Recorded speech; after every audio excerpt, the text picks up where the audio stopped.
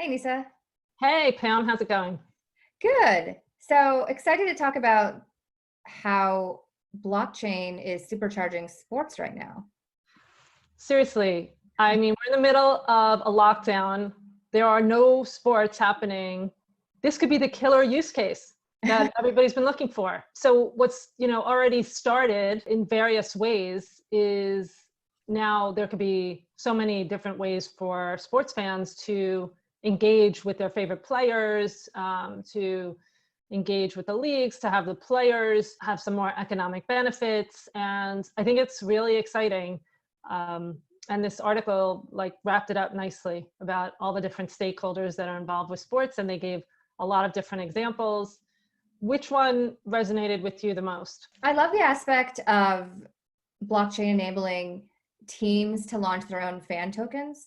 I like the idea of having a new way for fans to engage with athletes and teams. Because I think outside of blockchain, the proliferation of social media already makes it easier to have intimate experiences with your favorite athletes. I know I follow a lot of gymnasts and Olympians on Instagram, and they no longer rely on, maybe they rely on like big sponsors for funding and revenue, but I think a lot of them are doing a really great job of engaging with their fans on Instagram, and having the ability to launch their own token in the future could be a way for them to continue getting revenue, earning revenue in this downtime, for lack of a better word. Because you think about like NBA and NFL, those are one thing.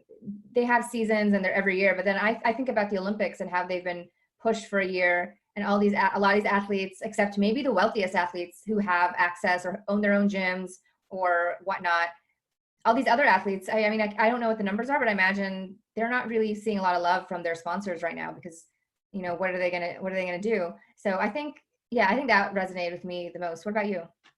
Well, I always like to talk about Spencer Dinwiddie, who's a basketball player for the Nets, and he tokenized his contract. So he had a 2-year contract with the NBA and an option for a 3rd year, and then he basically made that available to fans to purchase into the token, and then it's kind of like a loan against his future salary.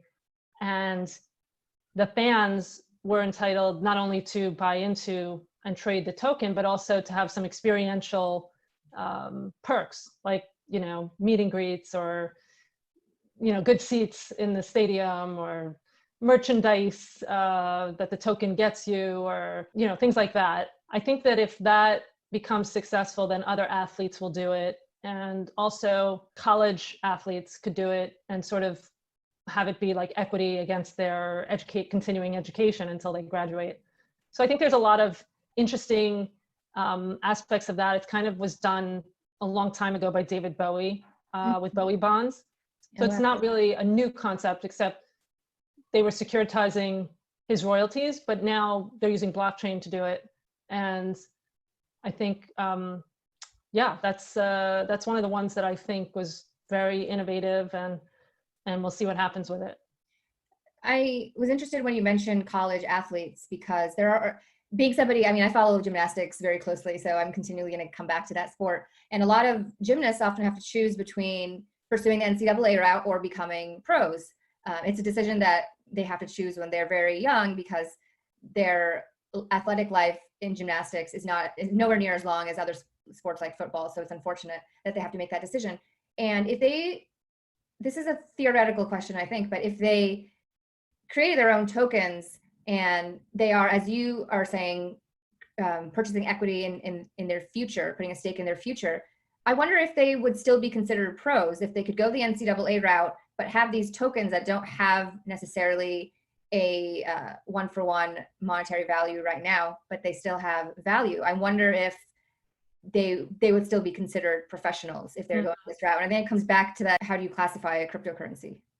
Right. I think it's really interesting with the Olympics and the gymnasts and people who bet on winners. And, I think pending like state legislation allowing gambling or online gambling, certain states do, it'd be interesting to create these kind of gambling tokens depending on like who's going to win. And I think, there's some blockchains that are doing that right now with World Series of Poker. I think like sports in general in the US is something like a $71 billion industry, and it creates community. And that's what's lacking right now in the middle of a pandemic. And I know that fans are searching for something, searching for that.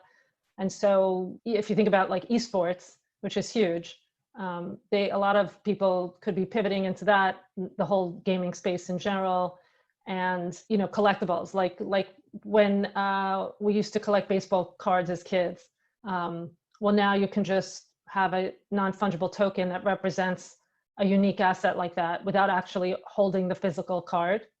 And I think the MLB has done some interesting things with that, and it should, there's been a lot of partnerships between leagues and gaming companies to do interesting things with esports. So I'm looking forward to more mass for people playing these games. Yeah, and I think another advantage of sports and blockchain integration is, as the article mentions, I'm going to read what it says, that there is no need for the tenets of Bitcoin, immutability, censorship, resistance, that are the backbone of a permissionless blockchain. All there needs to be is an interconnected database by which the sports industry can optimize their products for the ever-increasing dependency on the digital world. And I think that sums it up perfectly, and is a perfect illustration of, you don't need every single facet of Bitcoin or blockchain Right. everybody talks about, because these would very much be permissioned Yeah. ledgers. And I think that's great. And that's exactly why I think, like, they say later in the article, sports may end up being the largest on-ramp to the digital asset world. Right. Yeah. It'll be sports chain instead of Bitcoin. You don't have the crisis of trust that Bitcoin's trying to cure, but you have all of these different entities interacting, and it could just be better, more efficient for them, like with vendor payments or insurance or things like that, to use sports chain.